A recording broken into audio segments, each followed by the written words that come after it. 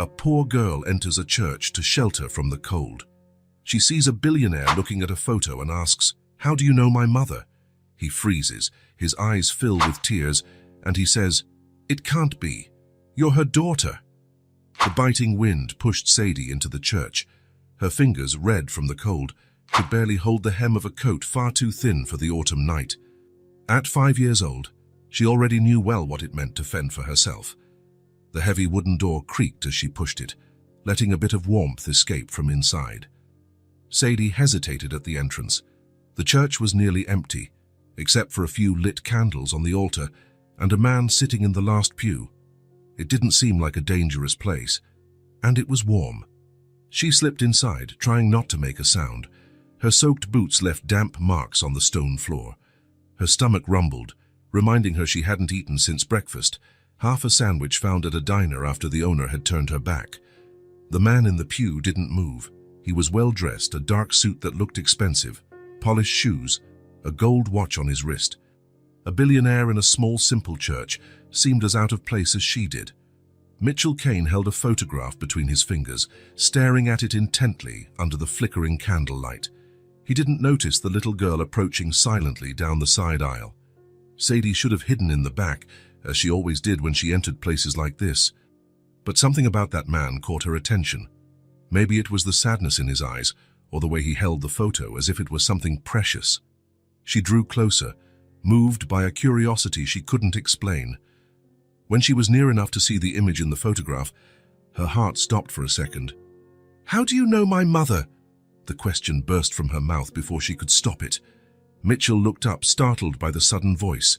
His eyes met a small girl with tangled brown hair and dirty clothes, but it was her words that struck him like lightning. He looked from the photograph to the girl and back to the photograph. Now he could see it. The shape of her eyes, the curve of her chin. The resemblance was undeniable. "It can't be," he whispered, feeling tears welling up in his eyes. "You're her daughter." Sadie took a step back, suddenly cautious. She hadn't expected this reaction. She thought maybe he was a friend of her mother's, or even a distant relative she had never met.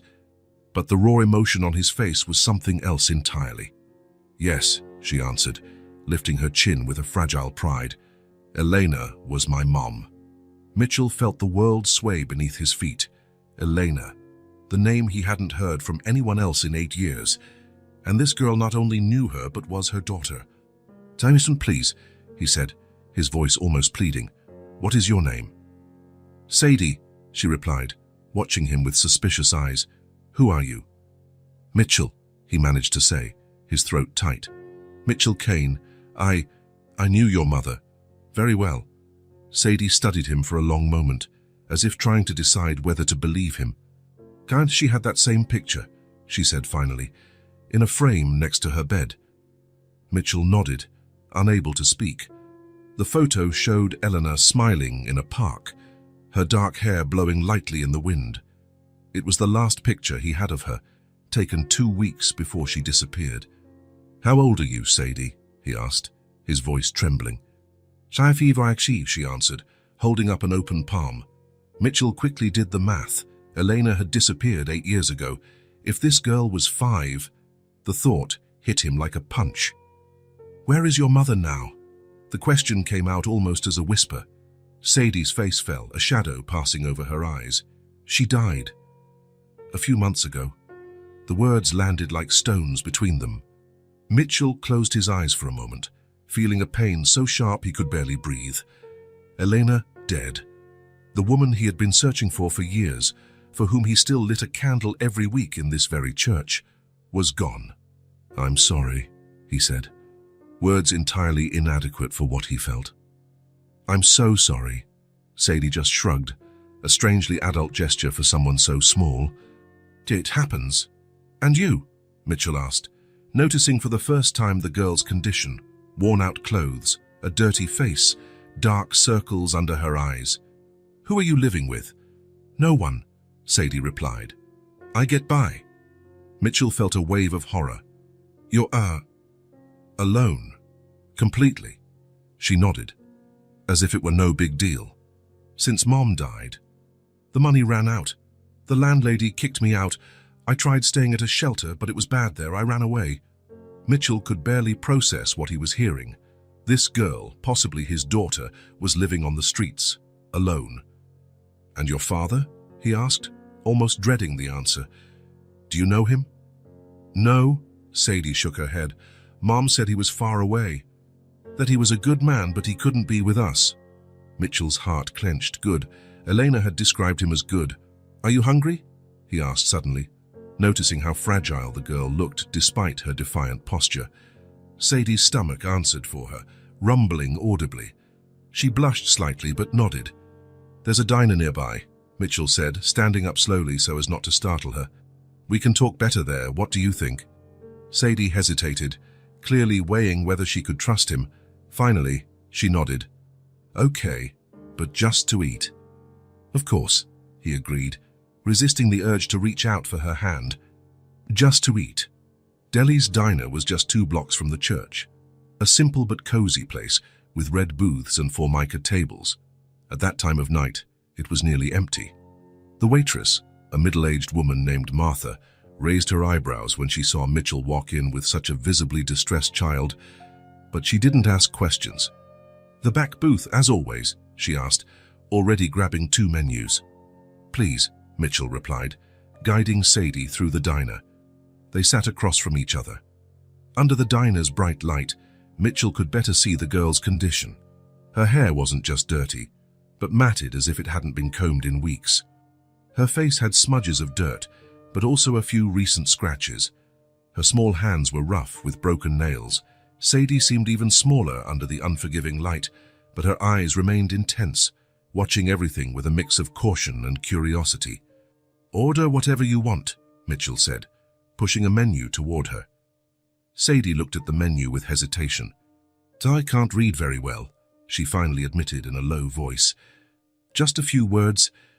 "That's okay," he replied gently. "How about a hamburger? French fries? A chocolate milkshake?" Her eyes lit up briefly before returning to their cautious expression. "That's fine." When Martha returned, Mitchell ordered the biggest combo on the menu for Sadie and just a coffee for himself. He couldn't eat anything with his stomach in knots. "So," he began, as Martha walked away, "your mother—" He couldn't complete the sentence. "She got sick," Sadie said, playing with the salt shaker on the table. "Cancer, that's what the doctor said. She tried to get treatment, but she didn't have enough money. Then it got worse really fast." Mitchell felt a sharp pain in his chest. Eleanor, suffering, without resources, while he, with all his fortune, didn't even know where she was. "Did she ever talk about the past?" "About where you came from?" he asked, trying to understand how Elena had simply vanished. Sadie shrugged. "She said we had to start over, that it was better that way, but sometimes, when she thought I was asleep, she would cry looking at that picture." The words hit Mitchell deeply. Eleanor had suffered from the separation, just as he had. "How did you live?" he asked, trying to imagine the life Elena had built away from him. "We moved around a lot," Sadie answered. "Mom worked in different places, waitress, cleaner, store clerk. The last apartment was small, but it had a big window. She liked that." Martha returned with the orders, interrupting the conversation. Sadie's eyes widened at the size of the hamburger. She waited only for Martha to leave before attacking the food with a voracity that spoke of days of hunger. Mitchell watched her eat, trying to process everything. Elena had disappeared 8 years ago, pregnant with his child almost certainly. She never said a word, never asked for help. Why? What could have made her disappear like that? To raise a child alone, away from him? "Sadie," he said, when she slowed down, "how did you know that was your mom, in the photo?" Sadie took a sip of her milkshake before answering. She had the same picture, in the frame, by her bed. She said it was from a happy day.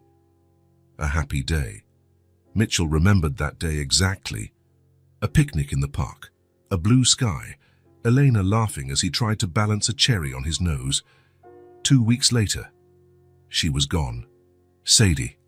Mitchell took a deep breath. "Where are you sleeping now?" She lowered her eyes to her plate. "I find places. Tonight I was going to try the church." "You don't have any relatives?" "No one to take care of you." No. The word fell like a stone between them. Mom said it was just the two of us in the world. Mitchell made a decision in that moment. It wasn't just about who this girl was or what had happened to Elena. It was about a child, alone, helpless, and possibly his daughter. "Sadie," he said firmly but gently, "I have a house. It's big, comfortable, out with empty rooms. I don't want you to spend another night on the street." She looked at him with suspicion. "Why? You don't even know me." Mitchell hesitated, looking into those eyes that so strongly resembled Eleanor's. "I knew your mother better than anyone," he said finally. "We loved each other. And," he took a deep breath, "based on the timing, on your age, I think I might be your father." Sadie stopped her milkshake halfway to her mouth. Her eyes widened, scanning Mitchell's face as if seeing him for the first time. "You?" she asked, her voice small. "It's possible," he replied. "It makes sense. Elena disappeared 8 years ago. You're 5. I never knew she was pregnant. I never knew about you." Sadie was quiet for a long moment, finishing her burger in silence.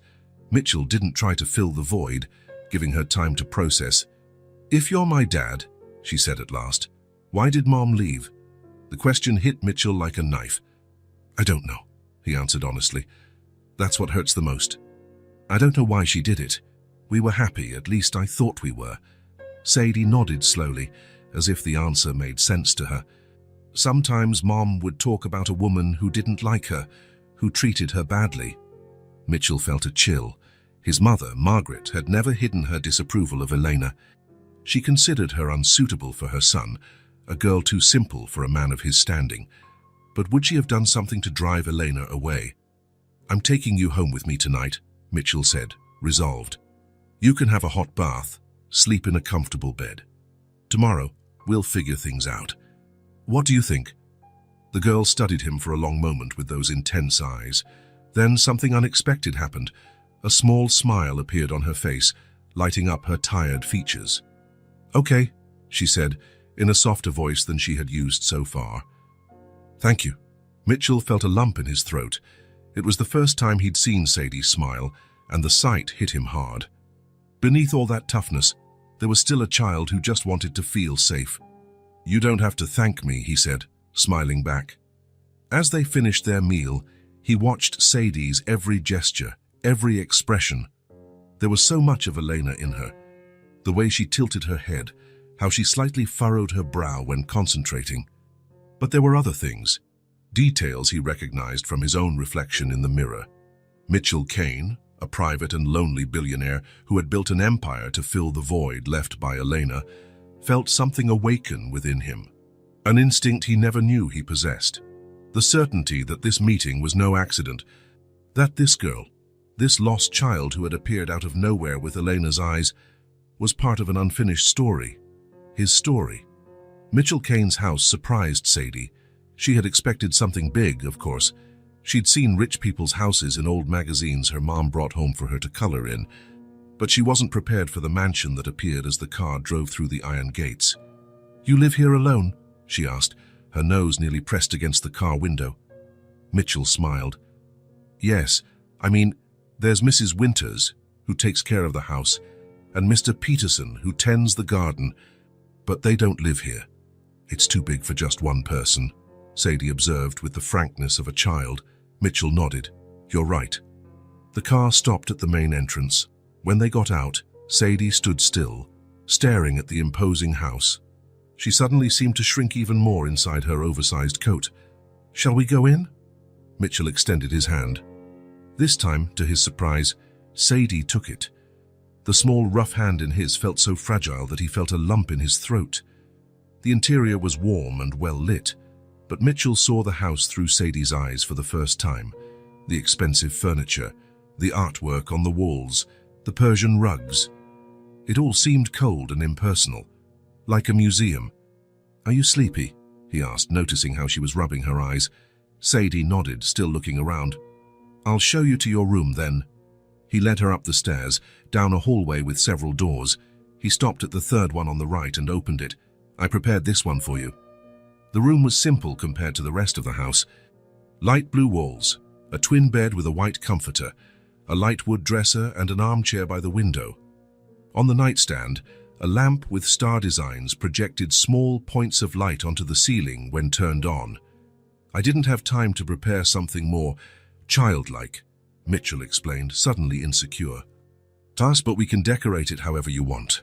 Sadie entered the room, touching the soft comforter with her fingertips, as if she couldn't believe it was real. "There's a bathroom in there," Mitchell pointed to a side door, "with a bathtub. I think a warm bath would be nice before bed, don't you?" She nodded, still silent. I'll get a clean towel and something for you to wear. I'll be right back." When he returned with a soft towel and one of his own t-shirts that would serve as a nightgown, he found Sadie standing in the exact same spot, staring at the bed. "Is everything okay?" he asked. "It's just," she began, hesitantly. "It looks so clean. And I'm so dirty." Mitchell felt his heart ache. "Don't worry about that. That's what washing machines are for," he joked, trying to lighten the mood. "Come on, I'll show you how the shower works." The bathroom was all in light tones, with a tub large enough for Sadie to swim in if she wanted. Mitchell explained the shower controls and left the towel and t-shirt on the hook on the door. "I'll be downstairs if you need anything. Just call." Sadie nodded, still looking a bit lost amidst so much space and luxury. Mitchell went downstairs and straight to his office. He sat down heavily in his chair, finally allowing himself to feel the turmoil of emotions he had suppressed since the encounter in the church. Eleanor was dead. The news still seemed unreal, as if at any moment she could walk through the door with that smile that used to light up his days. And there was Sadie, a child who was probably his daughter. A girl who had been living on the streets alone while he slept on Egyptian cotton sheets in his empty mansion. A faint noise pulled him from his thoughts. Sadie was standing at the office door, almost unrecognizable. The bath had revealed a different girl. Her hair, now clean, was a shiny dark brown, like Eleanor's. Her face, and free of grime, showed slightly rosy cheeks and freckles on her nose. The t-shirt served as a dress on her, reaching almost to her ankles. "Hi," Mitchell said, surprised. "Feeling better?" Sadie nodded. "There was real hot water," she commented, as if it were something extraordinary. "Are you still hungry?" "I can make something." "No," she replied, looking around the office with curiosity. "I just didn't know where you were." The implicit admission that she wanted to know where he was warmed something inside Mitchell. "Come on, it's late. You must be tired." He led her back to the room.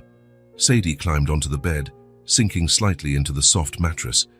"Gad's very soft," she commented, bouncing lightly. Mitchell smiled. "You get used to it. Do you want me to leave a light on?" She hesitated, then shook her head. "You can turn it off, but can you leave the door a little open?" "Of course," he agreed, understanding what went unsaid. Sadie wanted to know she could leave if she needed to. She wanted to be sure she wasn't trapped. When he turned off the main light, the star lamp cast dots of light across the ceiling and walls. Sadie's eyes widened in surprise. "It looks like the sky," she said, looking up. "I thought you might like it." Mitchell stood at the door for a moment, watching Sadie settle in. She pulled the pillow closer and hugged it as if it were a teddy bear. The gesture, so childlike and vulnerable, contrasted with the toughness she had shown until now. "Good night, Sadie," he said, leaving the door ajar as promised. "Good night," she replied, her voice already sleepy. Mitchell barely slept. He spent hours awake, thinking about everything that had happened, everything he still needed to find out. Every now and then, he would get up to check on Sadie, just to make sure she was really there, that it wasn't some strange dream. With each visit, he found her in the same position, hugging the pillow, breathing deeply. In the dark, with her face relaxed in sleep, the resemblance to Elena was even more apparent. The same face shape, the same small, upturned nose. But there was something else, something he recognized from his own reflection, the line of his jaw, the curve of his eyebrows. In the morning, it was the smell of coffee that woke him. For a moment, he forgot the previous day's events and wondered if Mrs. Winters had arrived early. Then he remembered Sadie. He got up quickly and went downstairs. In the kitchen, he found the girl standing on a stool, trying to reach a cereal box on the highest shelf. "Good morning," he said cautiously so as not to startle her. Sadie turned, not looking surprised. "Good morning. Sorry, I was hungry." "No need to apologize. This is your home now. You can take whatever you want, whenever you want." Something flickered in her eyes, perhaps surprise, perhaps distrust, but she just nodded and turned her attention back to the cereal. Mitchell helped her reach the box and got a bowl and milk. While she ate, sitting at the kitchen island, swinging her legs that didn't reach the floor, he made more coffee and some toast. "Did you sleep well?" he asked, sitting beside her. Sadie chewed for a moment before answering. "Yes," she said finally, and then, looking at her bowl, "Thank you. I haven't slept like that in a long time." The words, spoken so simply, hit Mitchell deeply. He had to turn away to hide the emotion on his face. "That's good," he managed to say. What do you want to do today?" Sadie shrugged, as if the idea of choosing activities was foreign to her. "I don't know. We need to buy some things for you. Clothes, shoes, maybe some toys, books." She seemed surprised by the suggestion. "I can keep these," she said, pointing to the clothes from the day before, which Mitchell had washed and folded on a chair. "You need more than one change of clothes," he explained gently, "and clothes that fit properly." She nodded, though she still seemed uncertain. "Okay." After breakfast, Mitchell called several stores, arranging for them to send selections of children's clothing to the house. He explained to Sadie that it would be easier and more comfortable for her to try things on at home, without the noise and bustle of the shops. The rest of the morning passed at a quiet pace. Mitchell showed Sadie the house, the library with floor-to-ceiling shelves, the music room with a grand piano that no one played, the garden with a small fountain. She observed everything with attentive eyes, asking occasional questions, but mostly remaining silent. It was in the library that something curious happened. Sadie stopped in front of a row of poetry books, running her fingers along the spines. "My mom liked these," she said, pointing to a volume by Pablo Neruda. Mitchell felt a chill. Elena had loved Neruda. She used to read the poems aloud to him, sometimes in Spanish, sometimes in English. Did she read to you?" he asked, trying to keep his voice steady. Sadie nodded. "Sometimes before bed. I don't understand everything, but I like the sound of it." Mitchell took the book and opened it. Which one was her favorite? Sadie frowned, thinking, in exactly the same way Elena did when she concentrated. "The one about love.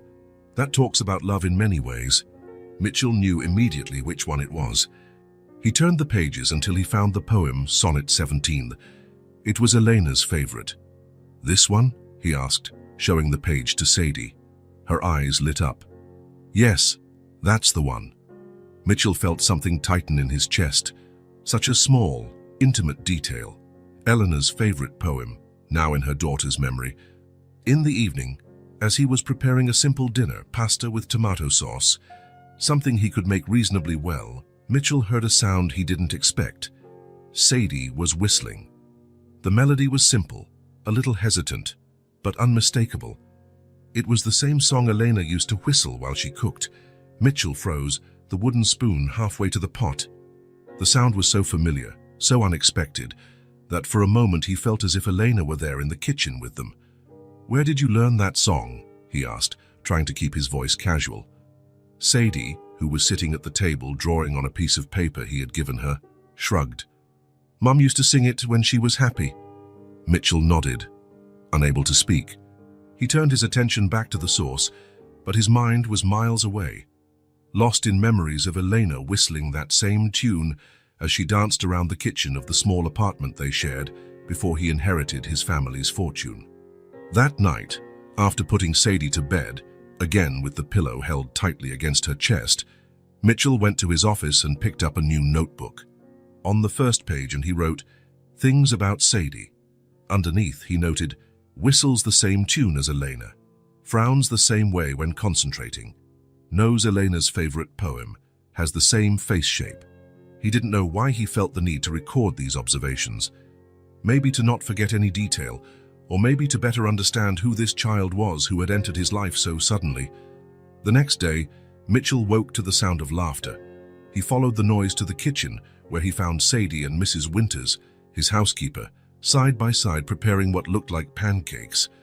"Good morning, Mr. Kane," Mrs. Winters greeted with a smile. "I see we have company." Mitchell had completely forgotten it was Monday, the day the housekeeper came. He hadn't planned how to explain Sadie's presence.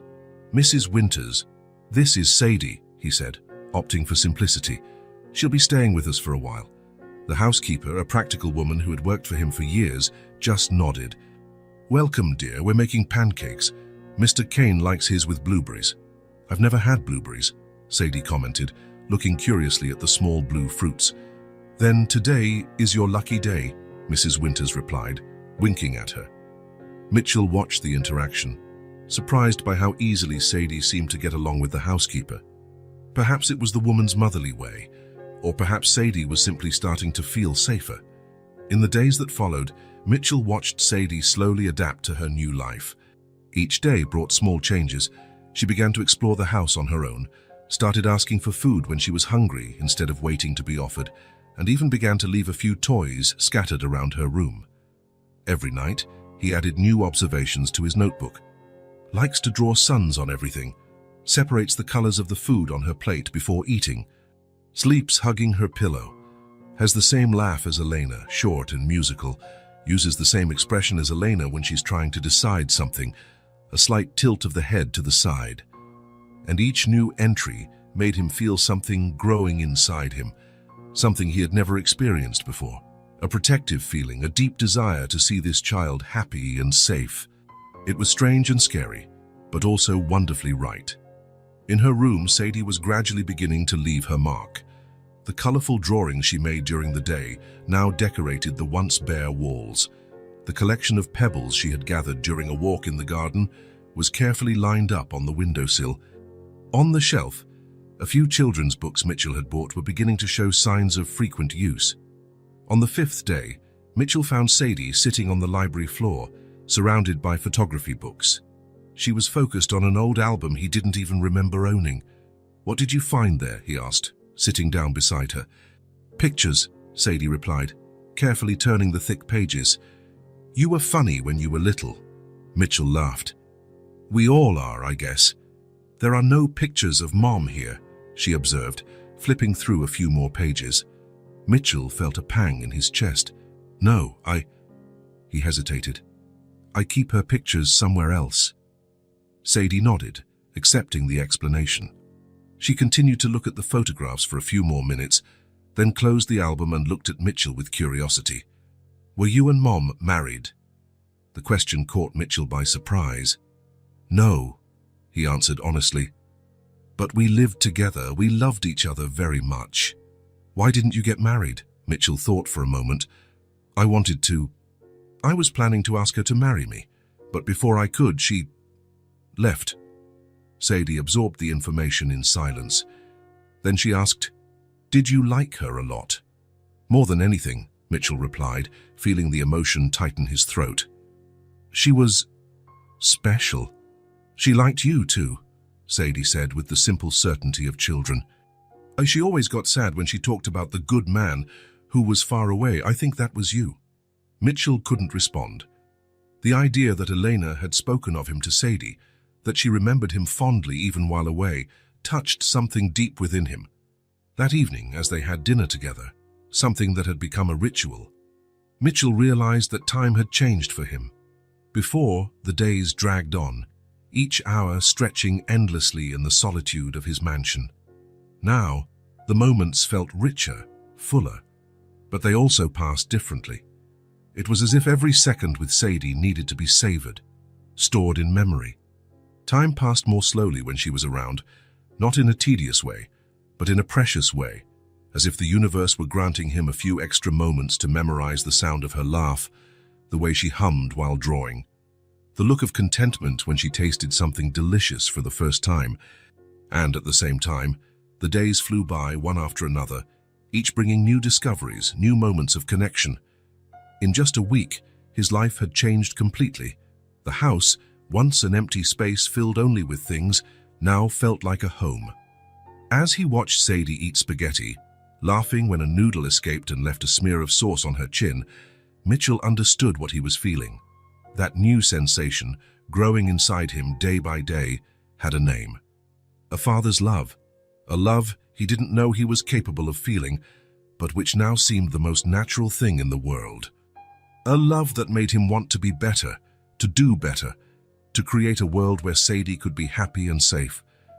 When she looked up and smiled at him, a smile that lit up her whole face, so much like Eleanor's, Mitchell knew he would do anything to protect this child, his daughter. "What are you thinking about?" Sadie asked, noticing his distant gaze. Mitchell smiled back. "About how lucky I am to have found you." Sadie tilted her head slightly to the side, another gesture reminiscent of Eleanor, and considered his words. "I'm lucky too," she said finally. "Thanks for letting me stay." "Always," Mitchell replied, and he knew it was true. No matter what happened from now on, Sadie had found her place, with him, at home. Mitchell's house had a wide back porch overlooking the well-tended garden. On that autumn afternoon, the sky was a perfect shade of blue, with a few white clouds floating lazily by. The kind of day that seemed made for being outdoors. Mitchell brought out 2 mugs of hot chocolate and found Sadie sitting on the wooden swing, her legs dangling in the air, watching a squirrel scamper across the lawn. She had been living with him for almost 2 weeks, 2 weeks that had completely transformed his life. "Careful, it's hot," he said, handing one of the mugs to her. Sadie accepted it with a small smile. In recent days, she smiled more, talked more. It was as if, little by little, the layers of protection she had built around herself were starting to come down. Mitchell sat beside her on the swing.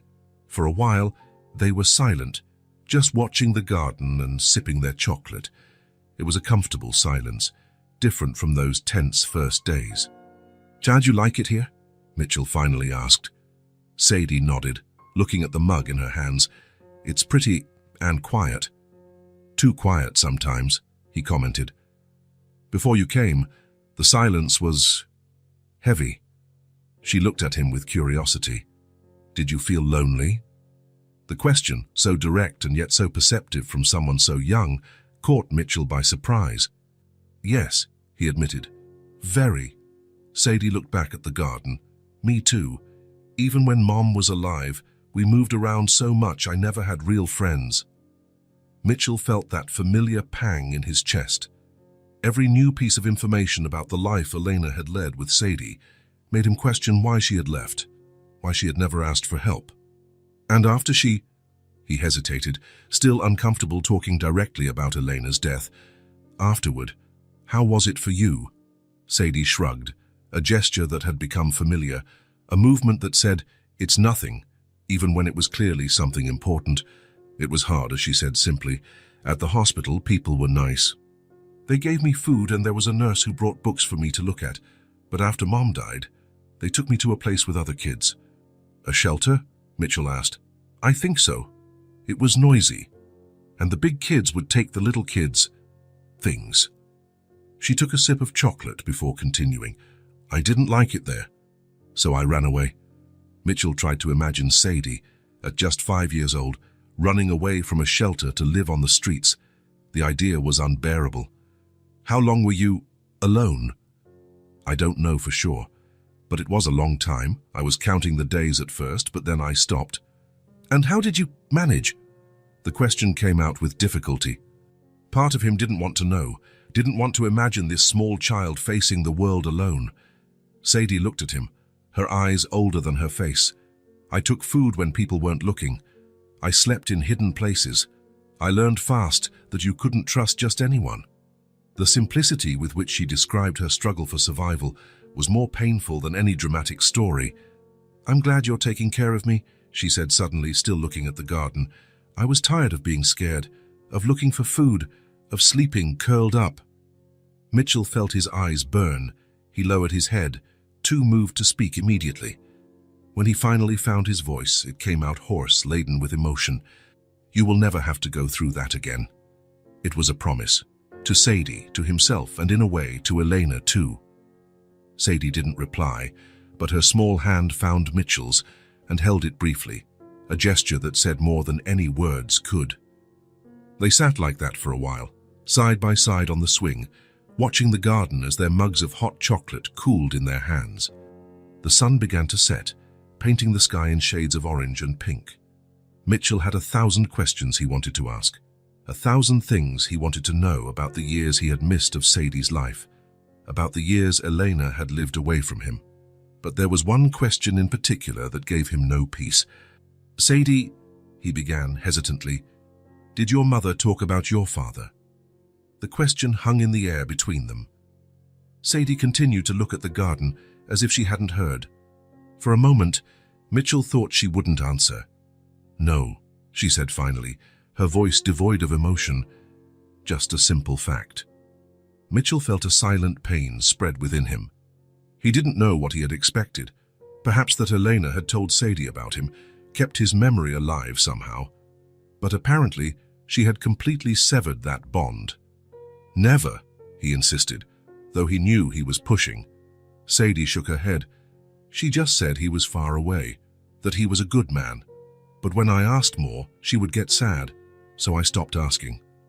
A good man. The words echoed in Mitchell's mind. Elena considered him good, even after leaving. That meant something, didn't it? Mitchell wanted to tell Sadie he suspected he was her father. The resemblance between them was undeniable. The same eyes, the same face shape. The timeline made sense. But something held him back. What if he was wrong? What if there was another explanation for Elena's disappearance? He couldn't raise her hopes only to disappoint her later. "Why did you ask about him?" Sadie questioned, turning to look at him. Mitchell shrugged, trying to seem casual. "Just curious, to better understand your story." "How does it work?" she asked, curious. "It's very simple. We just need a little bit of saliva, like when you use a cotton swab on your cheek, and we send it to a lab. They analyze it and tell us if we're father and daughter." Sadie considered the information for a moment. "Does it hurt?" Mitchell smiled. "Not at all. It's faster than brushing your teeth." "Okay," she agreed with a shrug. "So we can do it." The sun had almost disappeared below the horizon, leaving the sky in shades of purple and dark blue. The first stars were beginning to appear, bright against the twilight. "It's getting cold," Mitchell observed. "Let's go inside. I can make pasta for dinner." "With that red sauce?" Sadie asked, her eyes lighting up. "Exactly how you like it," he agreed, smiling. As they walked back to the house, Mitchell felt Sadie's small hand slide into his. It was a new gesture. Usually, he was the one to initiate physical contact, not her. The simple touch of trust meant more to him than Sadie could ever understand. In the kitchen, Mitchell started preparing dinner while Sadie sat at the table, drawing on one of the many notepads he had bought for her. The sound of the pencil against the paper, the pots on the stove, the soft music from the radio, it all blended into a domestic symphony that made the house feel more alive than it had ever been. "What are you drawing?" he asked, looking over her shoulder as he stirred the sauce. "A family," Sadie replied, without looking up from the paper. Mitchell felt a tightness in his chest. He moved closer to see the drawing better. There were 3 figures on the paper. A large one, clearly a man with dark hair and what looked like a suit. A small one, obviously a girl in a dress and with a big smile. And between the two, floating slightly above, a female figure with long hair, drawn in lighter strokes. "That's Mom," Sadie explained, noticing Mitchell's gaze. "And that's me." Mitchell swallowed hard, looking at the male figure in the drawing. "And who is this?" Sadie shrugged. "I don't know. Maybe my dad. I wish I knew what he looks like." The words hit him hard. She didn't see him as her father, at least not yet. Mitchell felt a mix of disappointment and determination. He needed to find out the truth, for her and for himself. She nodded, returning her focus to the drawing, adding more details. Flowers all around, a smiling sun, even the stray cat that sometimes appeared in the garden. As he finished preparing dinner, Mitchell couldn't stop thinking about the conversation on the porch. about the revelations of Sadie's time on the streets, about the fact that Elena had never spoken of him. There was something painful in knowing his existence had been almost erased from his daughter's life, but there was also something hopeful in the way Sadie had so easily accepted him as part of her life, as her family. The DNA test was just a formality. Mitchell knew that now. In his heart, Sadie was already his daughter. And from the drawing on the table, it seemed that in her heart, he was already her father. After dinner, as he helped Sadie get ready for bed, a ritual that now included a bath, brushing teeth, a story, and the star lamp turned on, Mitchell thought about how his life had changed in just 2 weeks. "What story do you want tonight?" he asked, sitting on the edge of the bed. Sadie was already settled, her pillow held tight as always. "Can we have the one about the bear looking for honey?"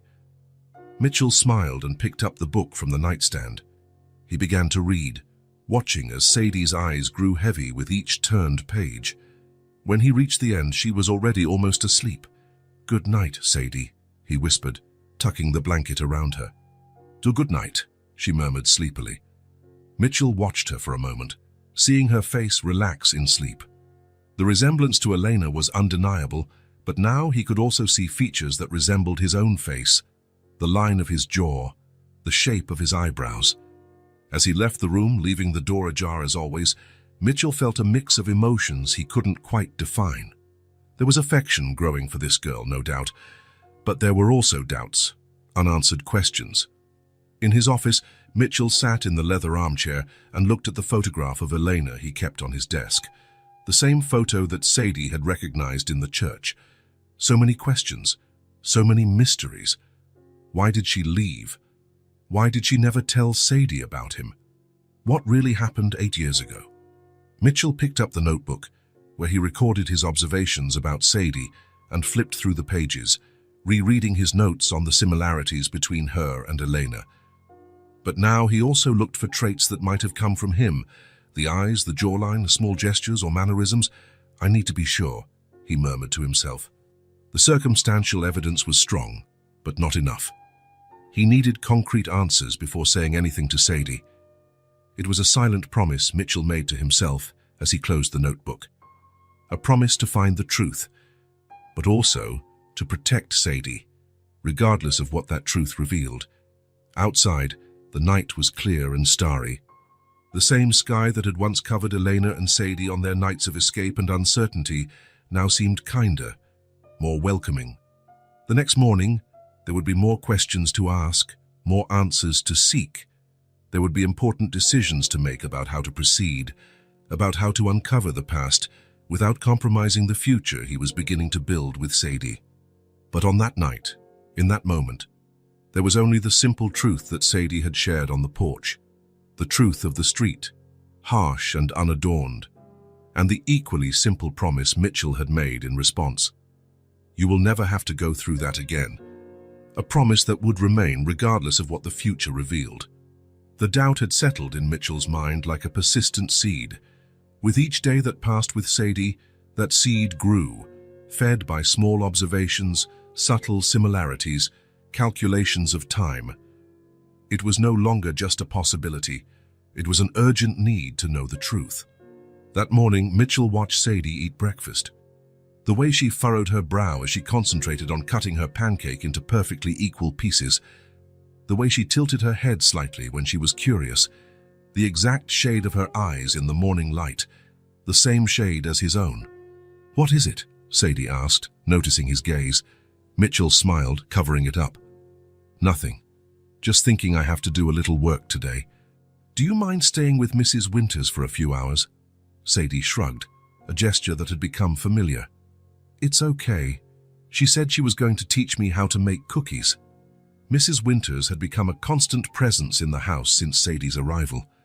The housekeeper, normally reserved and formal, seemed to have a completely different side when it came to the girl.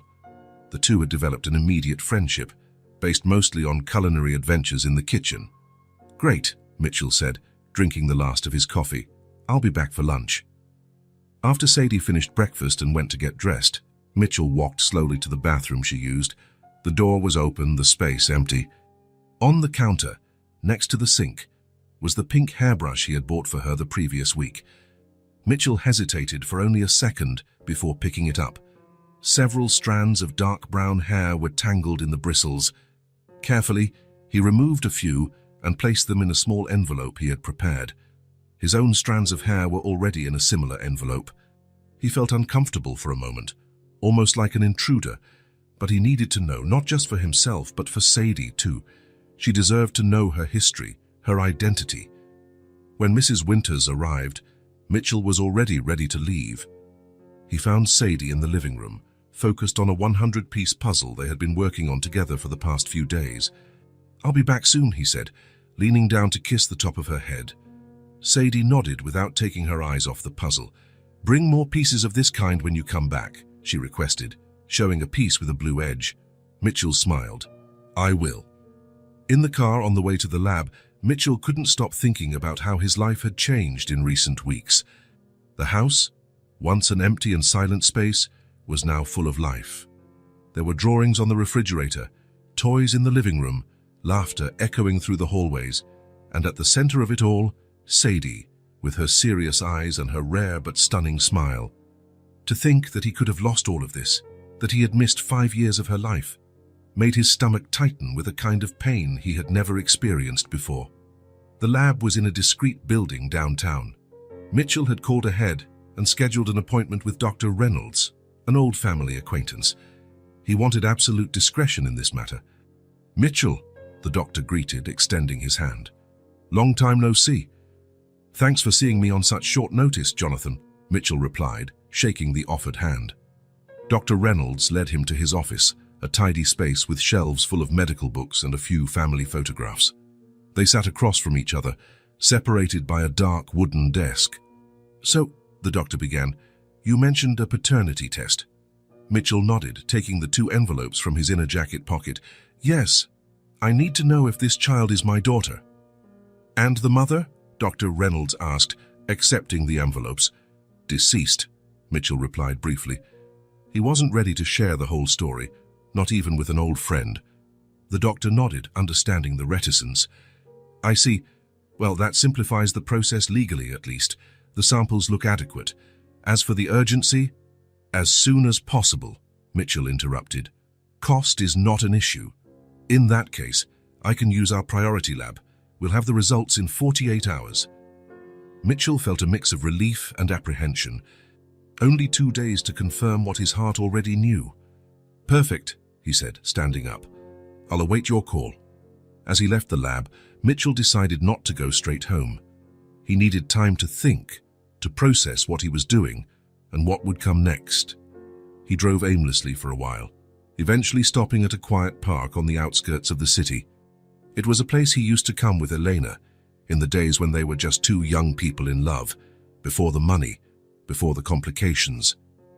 He sat on a bench under a leafy tree and looked at the small lake in front of him. Ducks swam peacefully, oblivious to the turmoil of human emotions. How simple it would be to be a duck, Mitchell thought with irony. In 2 days, he would have the official confirmation, but deep down he already knew Sadie was his daughter. The eyes, the chin, even certain gestures and expressions that couldn't have come from Elena. The math didn't lie either. Elena had disappeared when she was about 3 months pregnant. Sadie was 5 now, it all fit. The question that tormented him wasn't whether Sadie was his daughter, but why Elena had run away. Why she had never told him about the pregnancy. Why she had chosen to raise their child alone, often in poor conditions, when he could have provided comfort and security for them both. What had happened in those last days before her disappearance? Mitchell tried to recall every detail, every word spoken, every gesture. Had they argued? No, they were fine, making plans for the future. He had mentioned formally introducing her to his family. His family. His mother. The memory struck Mitchell like a bolt of lightning. His mother had never approved of Eleanor. She considered her inadequate too, a girl too simple for the heir to the Kane fortune. She had tried to dissuade him countless times, offering to introduce him to young women more suited to his position. Could his mother have done something, said something to Elena? The idea seemed absurd, but at the same time, Mitchell shook his head, trying to push the thoughts away. He couldn't accuse anyone without proof. First, he needed to confirm paternity. Then he would investigate the past, step by step. When he got home, he found Sadie and Mrs. Winters in the kitchen, covered in flour and laughing as they took a batch of cookies out of the oven. "Look, Mitchell," Sadie exclaimed when she saw him. "Now we made chocolate chip cookies." "I see that," he replied, smiling as he noticed the flour smudges on her nose. "They look delicious." "We'll let them cool a bit," Mrs. Winters explained, placing the baking sheet on a wire rack. "Miss Sadie is an excellent kitchen assistant." Sadie beamed with pride, and Mitchell's heart ached. How could anyone not want this child in their life? How had he himself missed 5 years without knowing her? The next 2 days seemed to drag on. Mitchell tried to maintain a normal routine with Sadie, breakfast together, a few hours of work in his office while she played or drew, lunchy, a walk in the garden in the afternoon, dinner and stories before bed. But his mind was constantly on the test, on the confirmation that was to come. On the morning of the 3rd day, the phone rang while Sadie was still asleep. Mitchell answered on the first ring, anxious. "Mr. Kane, Dr. Reynolds speaking. We have your test results." Mitchell took a deep breath and, while positive, with 99.9998% certainty. "The child is, without a doubt, your biological daughter." Even though he had been expecting this result, hearing the words aloud made Mitchell feel as if the air had been sucked from his lungs. He thanked the doctor, hung up, and sat down heavily in the nearest chair. Sadie was his daughter, his. Years of unanswered questions, of searching, of emptiness, culminated in this moment of absolute certainty. And with that certainty came an avalanche of emotions that Mitchell was not prepared to face. Anger. Anger for being deprived of the first years of his daughter's life, for not having been there for her first steps, her first words, her first drawings. Regret. For not having searched for Elena harder, for not having discovered the truth sooner, for not being able to help them when they needed it. Guilt. Guilt that Sadie had gone hungry, had slept on the street, had known fear so early in life, while he lived in an empty mansion, surrounded by material comforts and loneliness. And, surprisingly, hope. Hope because, despite everything, he now had a chance to be a father, to watch Sadie grow, to protect and love her as he should have from the beginning. The tears came without warning, silent at first. Then in sobs he tried to stifle with his hands. He cried for all the lost moments, for Elena who was gone forever, for Sadie who had suffered so much. He cried until he felt there were no more tears to shed. When he finally composed himself, he washed his face with cold water and looked at his reflection in the mirror. The same eyes that Sadie had looked back at him, now red and swollen. "Dad," he said to his reflection, testing the word. It sounded strange and yet perfectly natural. He was a father. He had been a father for 5 years without knowing it. Mitchell heard movement upstairs. Sadie was waking up. He took a deep breath, trying to prepare himself to face her with this new knowledge. Should he tell her now, or wait for a more appropriate moment? How would a 5-year-old process this information? Before he could decide, he heard Sadie's light footsteps coming down the stairs. She appeared at the kitchen door, still in her pajamas, her hair messy, her eyes, his eyes, still sleepy. "Good morning," she said, yawning. "Good morning," Mitchell replied, struggling to keep his voice steady. Sadie studied him for a moment, frowning slightly. "Were you crying?" "Children. So observant and ruthlessly honest." "A little," he admitted. There was no point in lying. "Sometimes grown-ups cry too." "Why?" she asked, sitting at the table as Mitchell automatically started making breakfast. "Because," he hesitated, searching for the right words. "Because I was thinking about sad things, and about happy things too." At the same time, Sadie looked confused. Mitchell smiled, cracking eggs into a bowl. "Yes, sometimes we feel several things at once. It's complicated." Sadie nodded, as if she perfectly understood this emotional complexity. "Mom used to cry sometimes too. She said it was because she missed the way things were before." The simple, casual mention made Mitchell's heart ache. Before, yeah, before we had to leave. She never really explained. Mitchell continued making breakfast, trying to process this new information Elena missed before. The time with him, the life they could have had together. Sadie, he began carefully. Would you like to know more about your father? She looked at him for a long moment, then nodded slowly. I think so. Mum said one day I would understand everything. But then she got sick. Mitchell felt a lump in his throat. Elena had planned to tell Sadie the truth eventually. She hadn't completely erased his existence. What if... He hesitated, his heart pounding. What if I told you I know who your father is? Sadie's eyes widened, all sleepiness instantly gone. You know him? Mitchell nodded, unable to speak. Is he nice? Does he know about me? Does he live far away? The questions came in rapid succession, Sadie's voice excited in a way he had rarely witnessed. He is... Mitchell took a deep breath, feeling the weight of the revelation he was about to make. But not now. Not like this. In the kitchen, with scrambled eggs on the stove and Sadie still in her pajamas. This moment deserved more. He is someone very special, he said finally, and I'm going to tell you all about him. But first, let's have breakfast, okay? And then, maybe we can go on a special outing today. Sadie seemed slightly disappointed with the delay, but she nodded. Okay, but you promise you'll tell me? I promise, Mitchell replied, feeling the weight of the word. Today. As he served breakfast to his daughter, Mitchell knew there was more ahead than just the revelation of his paternity. There was a past to be uncovered, questions that needed answers. Why had Elena left?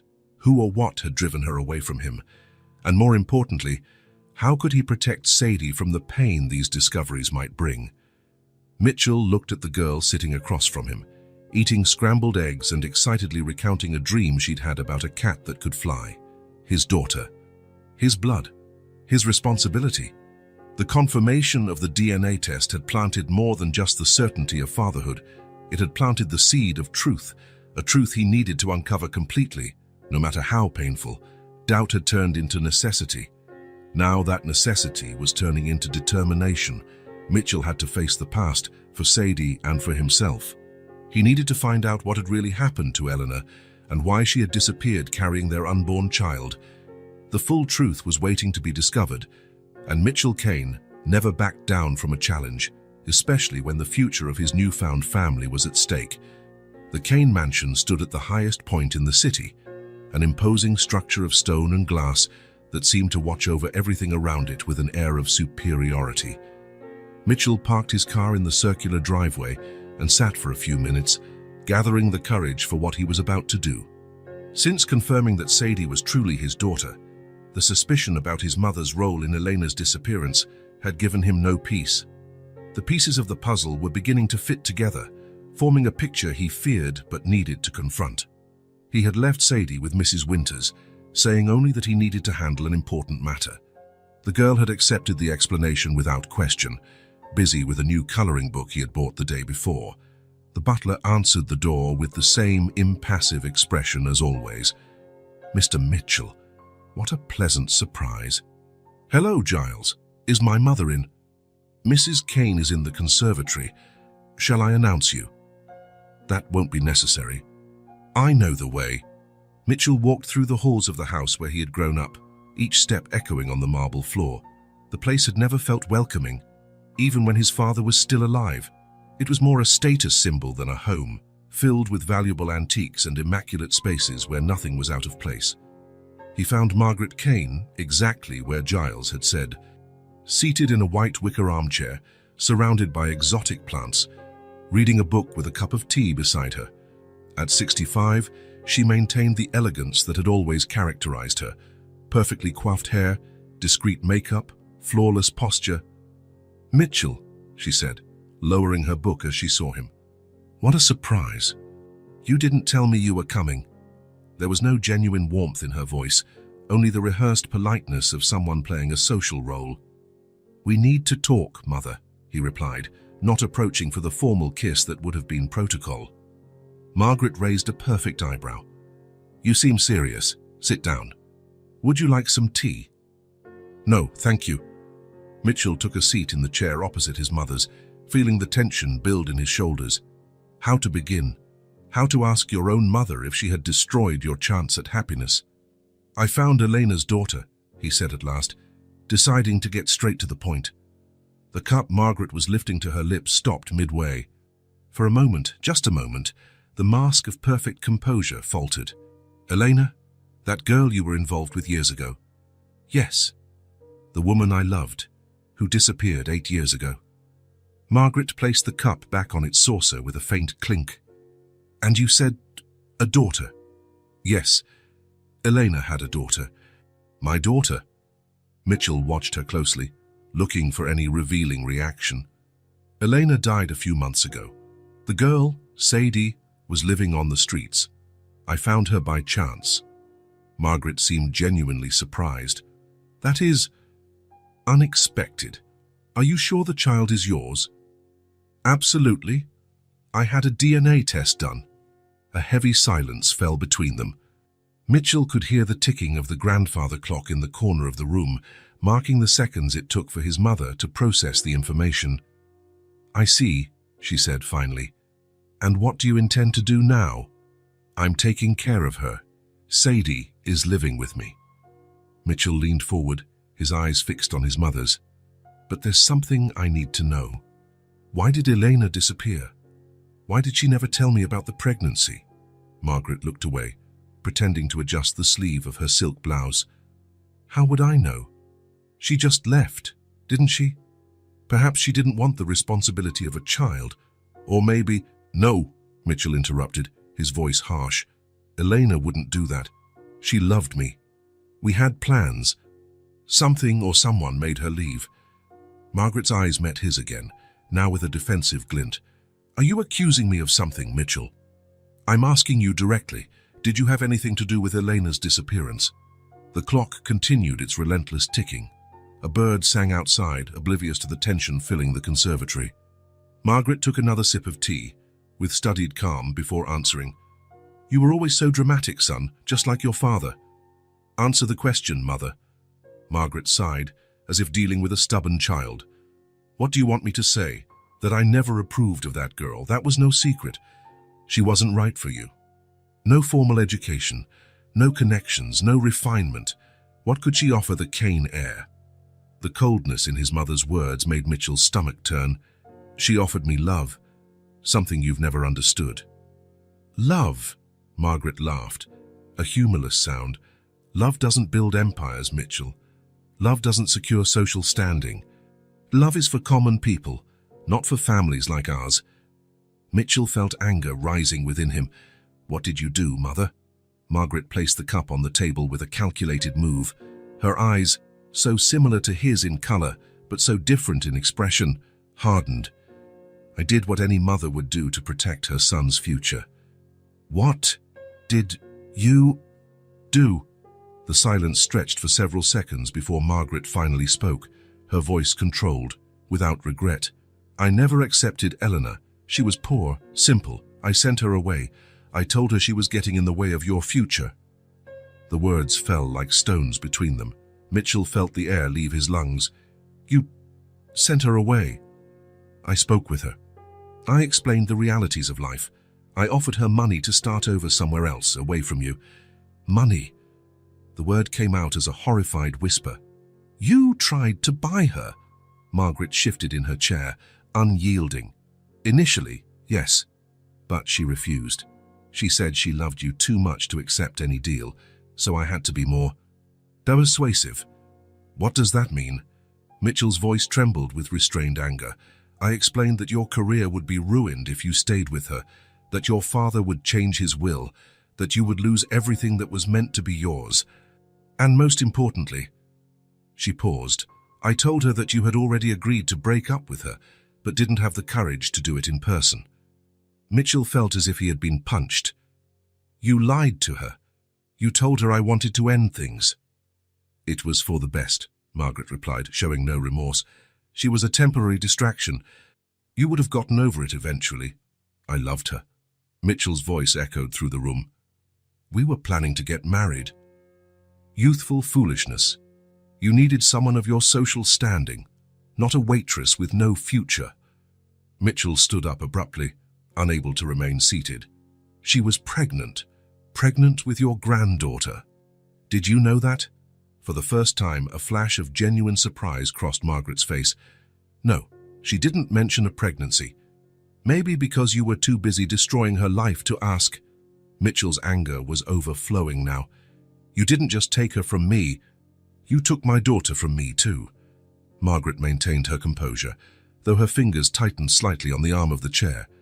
I didn't know about the child. If I had known... What?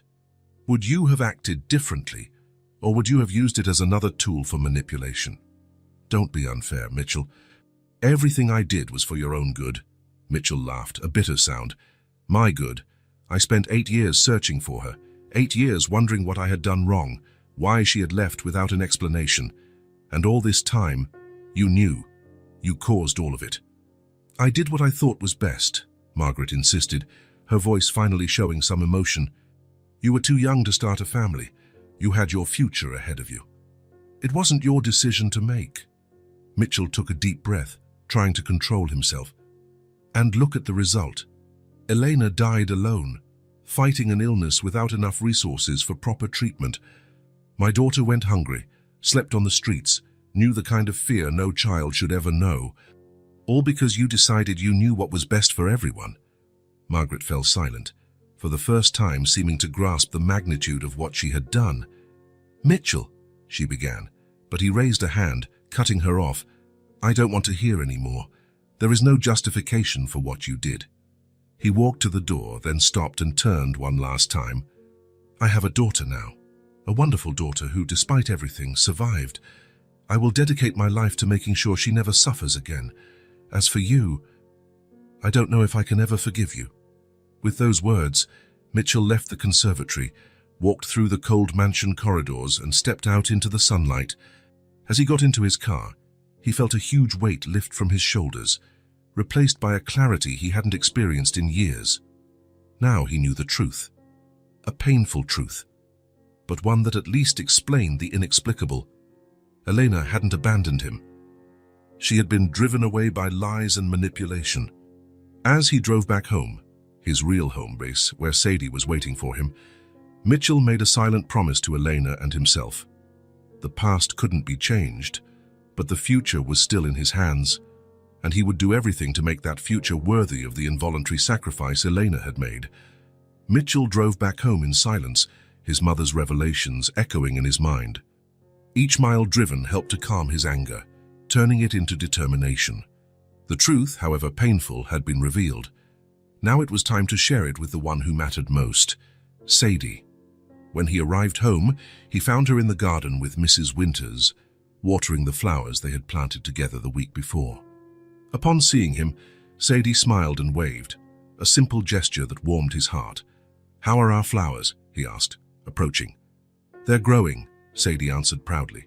Mrs. Winters said they'll have buds soon. The housekeeper noticed something in Mitchell's expression and discreetly moved away, muttering something about preparing lunch. Mitchell silently thanked her for her perception. Sadie, he said, crouching down to her level, can we talk for a minute? It's important. She nodded, setting the watering can on the ground. Did I do something wrong?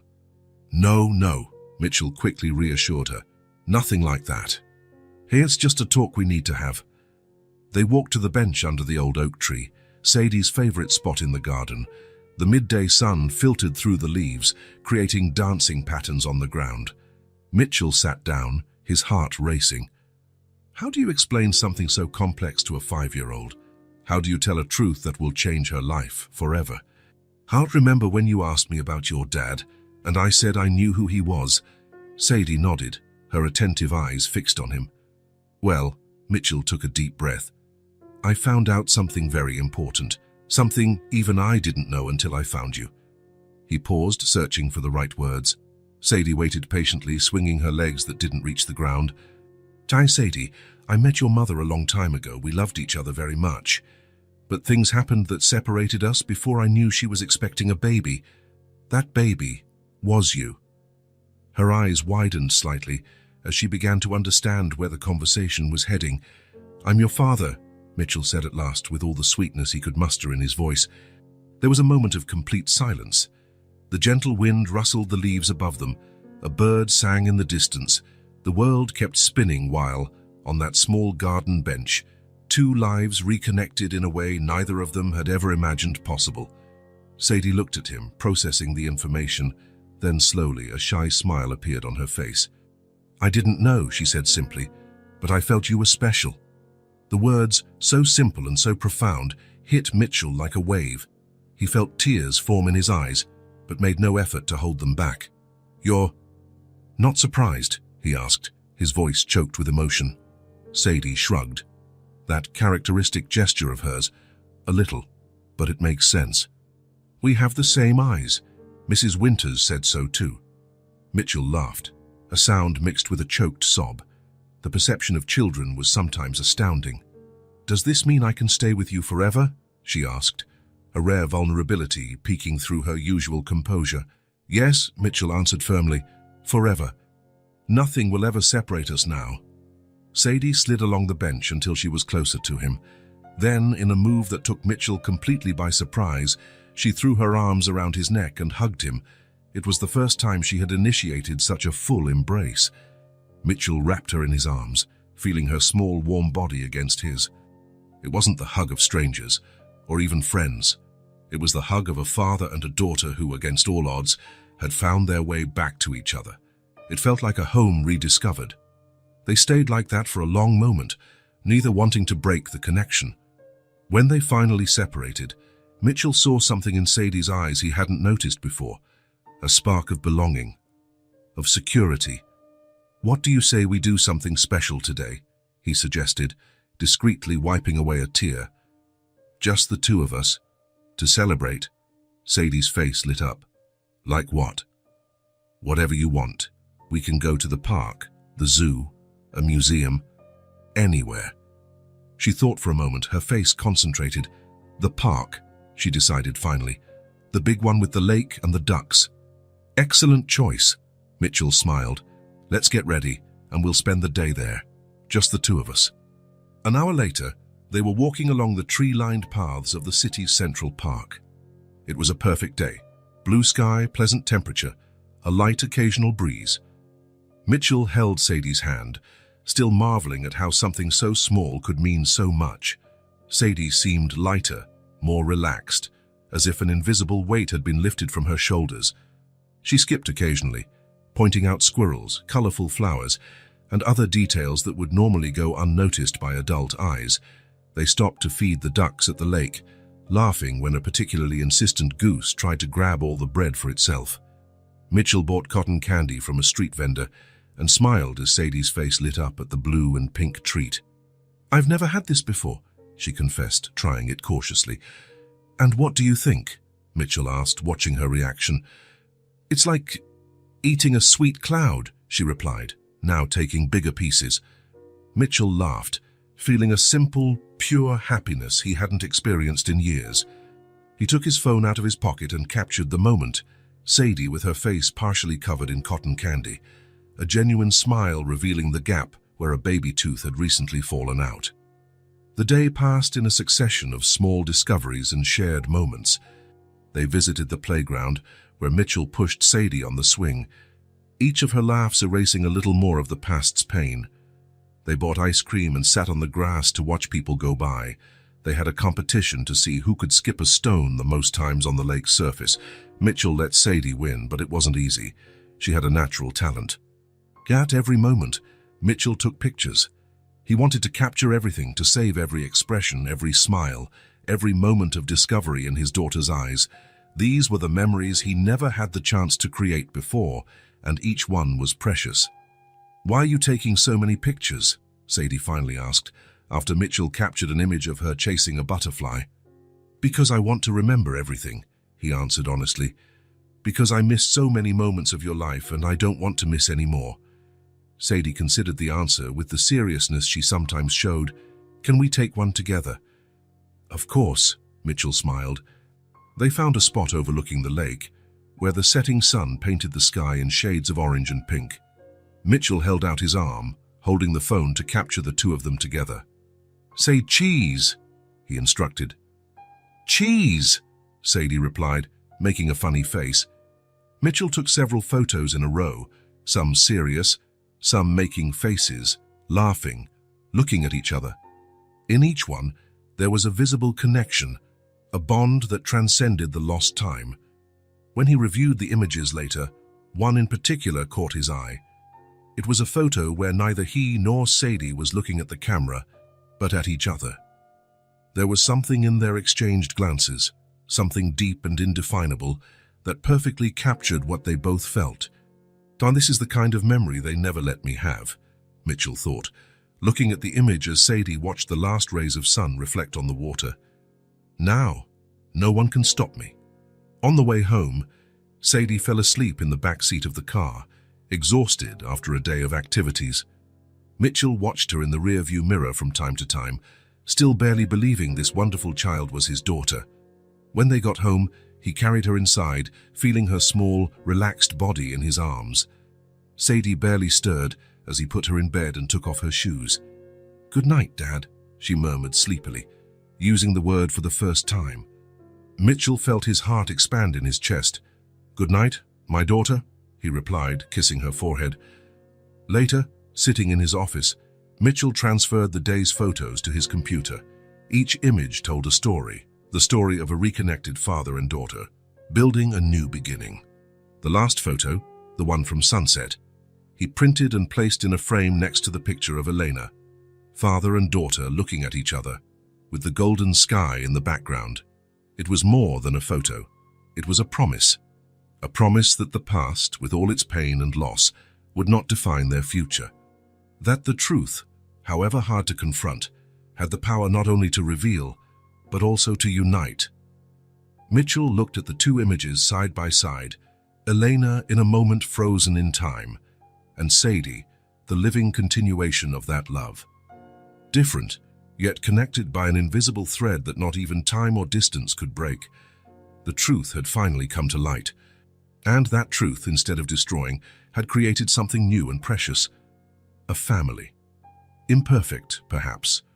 Marked by loss, certainly, but real and alive, and above all, united by something stronger than the past, the possibility of a future together. The day had been perfect. After the trip to the amusement park, Mitchell and Sadie spent the afternoon at the movies watching an animated film. She laughed so much during the show that Mitchell found himself watching her face more than the screen.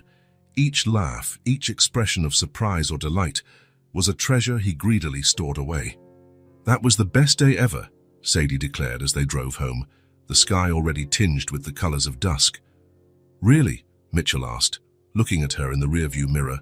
She nodded with conviction. "Ever?" Mitchell smiled. In the past few weeks, since he had revealed the truth to Sadie, something had changed between them. The connection that already existed had deepened, as if the word Dad had opened a door that was previously only ajar.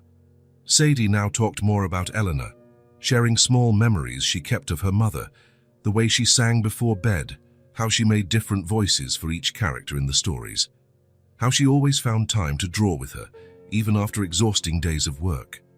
Each memory was a gift to Mitchell, a piece of the puzzle of the lost years. As the car approached the entrance to his property, Mitchell noticed a vehicle parked across the street, a silver Bentley he would recognize anywhere. His body tensed instinctively. They hadn't spoken since the confrontation 3 weeks ago. What was his mother doing here?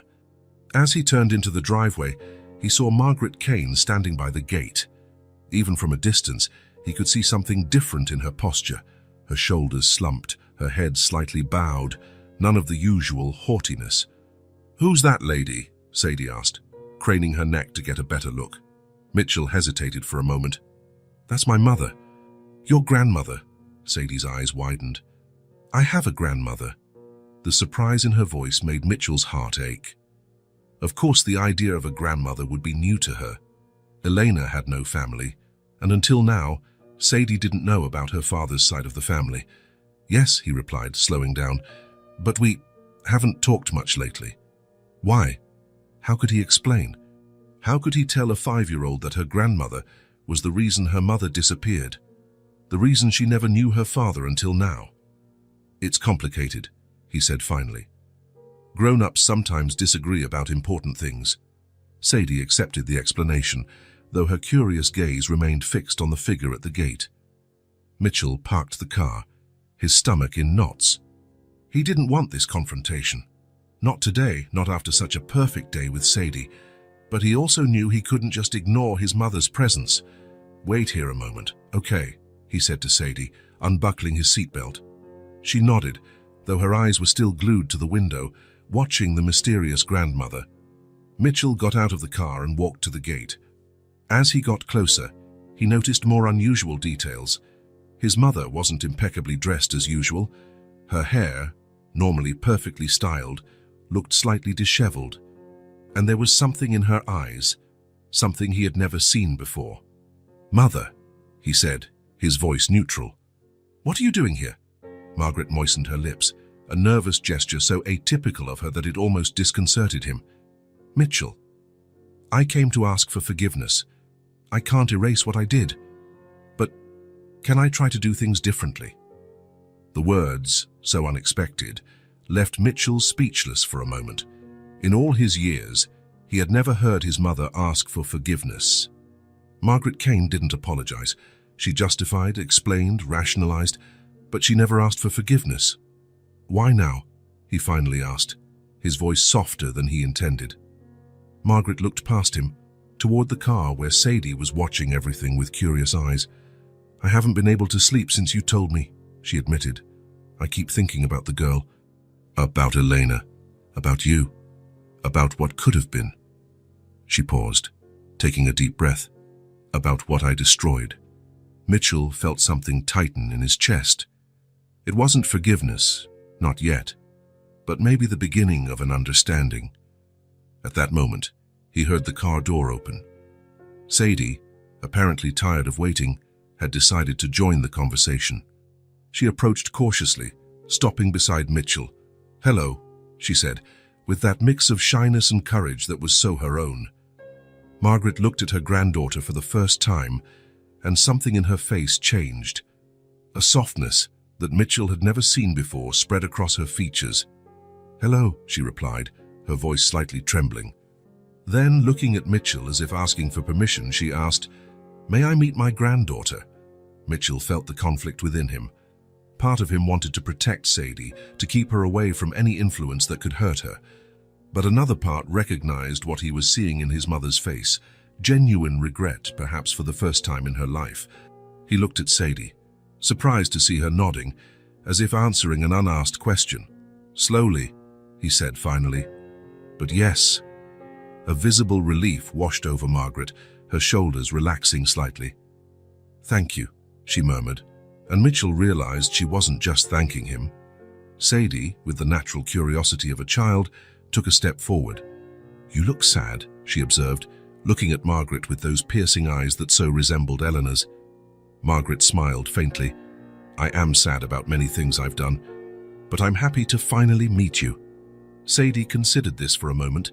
Then, in a gesture that surprised both Mitchell and Margaret, she extended her hand to her grandmother. "Do you want to come in? We made cookies yesterday. There are still some left." The simplicity of the offer, the implicit forgiveness in childish innocence, made something break inside Mitchell. It wasn't complete forgiveness. Some wounds would take time, maybe years, to fully heal. But it was a start.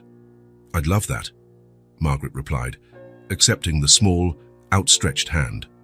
The scene that followed would be etched in Mitchell's memory forever, Sadie between them, holding each of their hands as they walked into the house together. The girl chattered about their day at the park, about the movie they watched, about the cookies they had made. Margaret listened with genuine attention, answering the occasional questions with a gentleness Mitchell had never associated with her.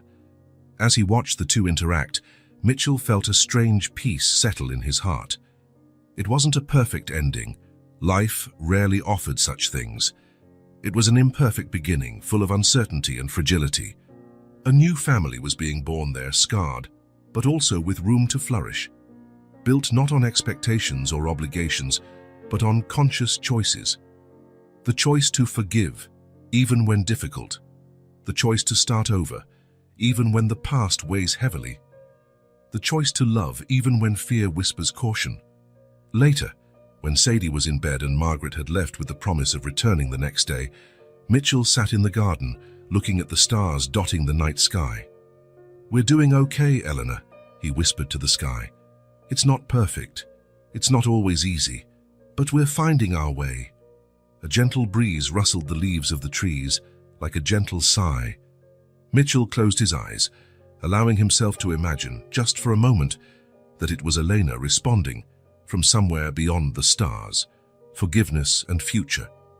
Two words that once seemed so distant, now intertwined in his life in ways he never imagined possible. The path ahead still had its shadows and uncertainties, but for the first time in a long time, Mitchell Kane felt truly at peace to move forward, with his daughter, with his past, with his future. If this story touched your heart, subscribe to the channel and turn on notifications so you don't miss the next ones. Leave a like because it helps this story get recommended to more people. See you in the next story.